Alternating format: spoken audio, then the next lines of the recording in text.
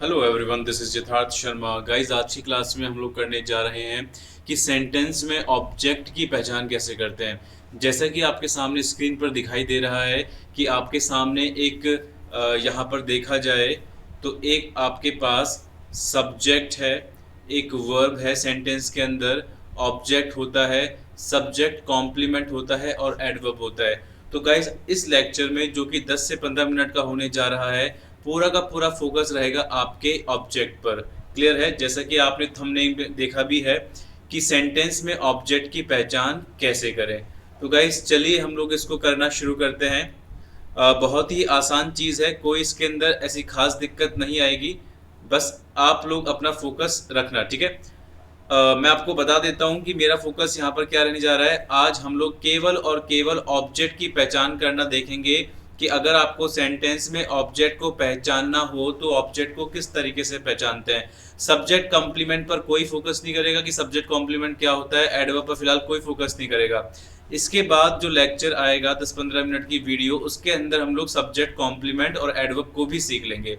लेकिन फिलहाल देखते हैं कि सेंटेंस में ऑब्जेक्ट की पहचान कैसे करते हैं। गाइस, इतना सभी लोग जानते हैं कि सेंटेंस में जो भी वर्ब होती है वो वर्ब हमेशा आपके सब्जेक्ट पर डिपेंड करती है। सेंटेंस में कुछ भी लिखा हो, वर्ब को उससे कोई मतलब नहीं होता। वर्ब आपकी हमेशा डिपेंड करेगी आपके सब्जेक्ट पर। क्लियर है गाइस? तो चलिए ऑब्जेक्ट को कैसे पहचानते हैं, सबसे पहले हम लोग ये देखना शुरू करते हैं। सबसे पहले मैं आपको कॉन्सेप्ट बताऊंगा, आप अच्छे से कॉन्सेप्ट समझना, और उसके बाद इसी कॉन्सेप्ट को हम लोग विद एग्जाम्पल समझेंगे। जैसे कि आपको कॉन्सेप्ट में क्या करना है, जब भी आपके सामने कोई ऑब्जेक्ट आए, जब भी आपके सामने कोई ऑब्जेक्ट आए तो गाइज आप लोग क्या करेंगे, आप सबसे पहले एक क्वेश्चन पूछेंगे। ठीक है? और अगर क्वेश्चन पूछते वक्त दो कंडीशन फुलफिल होनी चाहिए यहाँ पर ऑब्जेक्ट की पहचान करने के लिए। पहली कंडीशन ये है कि आप लोग एक सवाल पूछेंगे, एक क्वेश्चन पूछेंगे, और क्वेश्चन पूछते वक्त आपको आंसर मिलता है व्हाट का या फिर आंसर मिलता है हुम का। और अगर आप हिंदी में सवाल पूछते हैं तो आपको जवाब मिलेगा क्या का या फिर किसको का। इन दोनों में से किसी भी एक बात का अगर आपको आंसर मिल रहा है, क्या या किसको, व्हाट या हुम, तो आप समझ जाना कि जो भी लिखा हुआ है वो आपका एक ऑब्जेक्ट हो सकता है।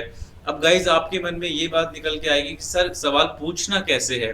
तो गाइज सवाल ऐसे पूछना है कि आपको आंसर में वही चीज मिल जाए जिसके बारे में आप पता लगाना चाहते हैं। फॉर एग्जाम्पल, जैसे मान लो यहाँ पर पहला सेंटेंस है राज कॉल्ड रीना, राज ने रीना को बुलाया। तो राज क्या है आपका, यहाँ पर राज है आपका सब्जेक्ट। कॉल्ड क्या है आपकी, कॉल्ड है यहाँ पर वर्ब। वर्ब डिपेंड करती है आपके सब्जेक्ट पर। अब सब्जेक्ट और वर्ब के अलावा भी यहाँ पर गाइस कुछ लिखा हुआ है रीना। तो आपको रीना के बारे में अगर पता लगाना है कि रीना क्या होगा, तो ऑब्जेक्ट हो सकता है, तो आप क्या करेंगे, आप सबसे पहले सवाल पूछेंगे। और सवाल आपको इस तरीके से पूछना है कि जिसके बारे में भी पता लगाना चाहते हैं आंसर में वो मिल जाए। जैसे आपको यहाँ पर रीना के बारे में पता लगाना है कि रीना क्या होगा, तो आप सवाल भी ऐसे करेंगे कि आपको आंसर में रीना मिले। नीचे वाले सेंटेंस में देखते हैं, राहुल आपका सब्जेक्ट है, राहुल ने बॉल को किक मारी थी।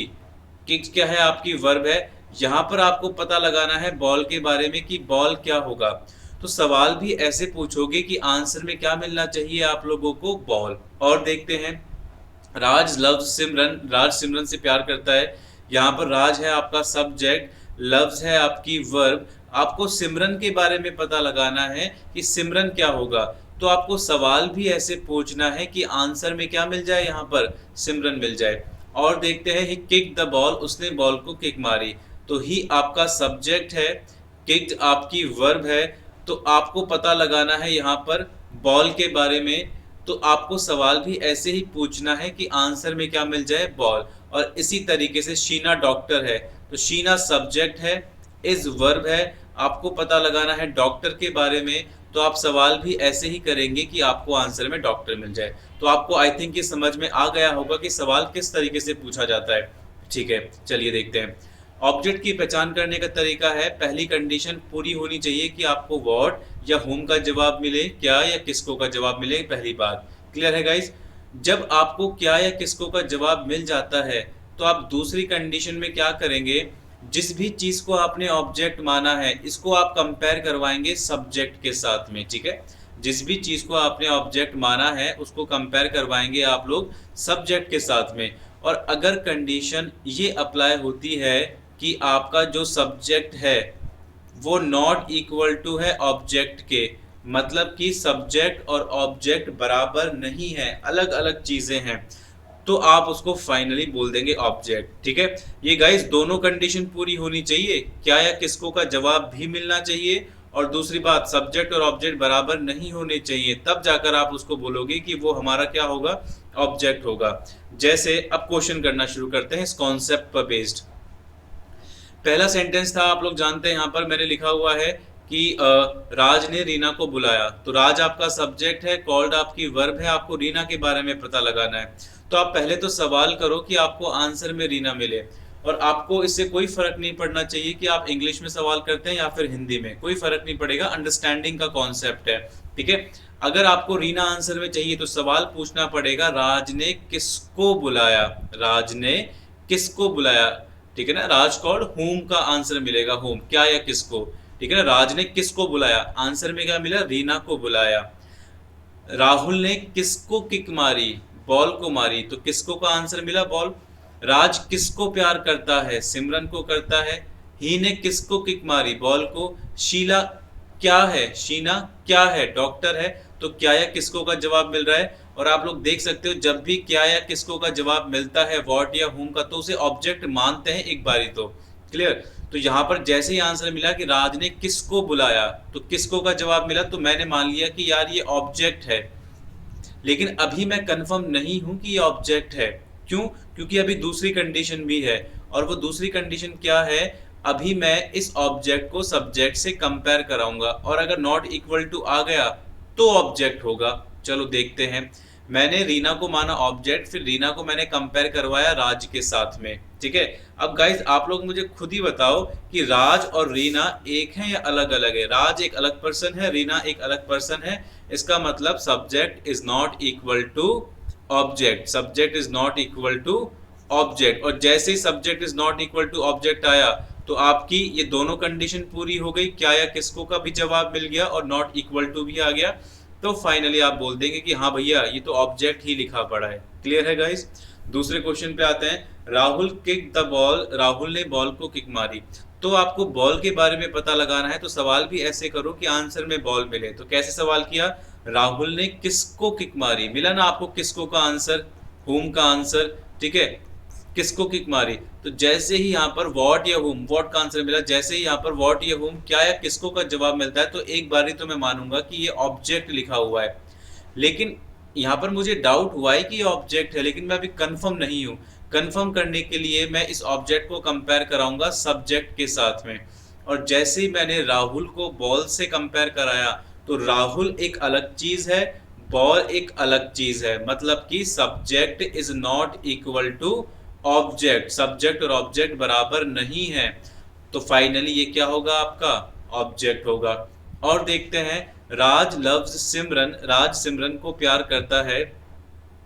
राज सब्जेक्ट है, लव्स आपकी वर्ब है, सिमरन के बारे में पता लगाना है। तो आंसर करो कि आपको क्वेश्चन करो कि आंसर में सिमरन मिले। तो आपने सवाल किया राज किसको प्यार करता है, दोबारा से किसका जवाब मिल रहा है, किसको या क्या का, ठीक है। राज किसको प्यार करता है, तो जब क्या या किसको का जवाब मिला तो आपने बोला कि सर ये तो ऑब्जेक्ट हो गया, ठीक है। बिल्कुल सही बात है, ऑब्जेक्ट हो सकता है, लेकिन अभी कंफर्म नहीं है। अभी क्या करेंगे, इसको सब्जेक्ट से कंपेयर कराएंगे। और जैसे ही राज को सिमरन से कंपेयर कराया, तो राज अलग व्यक्ति है, सिमरन अलग व्यक्ति है, अलग पर्सन है। इसका मतलब कि subject is not equal to object. और जैसे ही subject is not equal to object हुआ, तो मैं कह सकता हूं कि हाँ भैया ये ऑब्जेक्ट ही लिखा पड़ा है, ठीक है।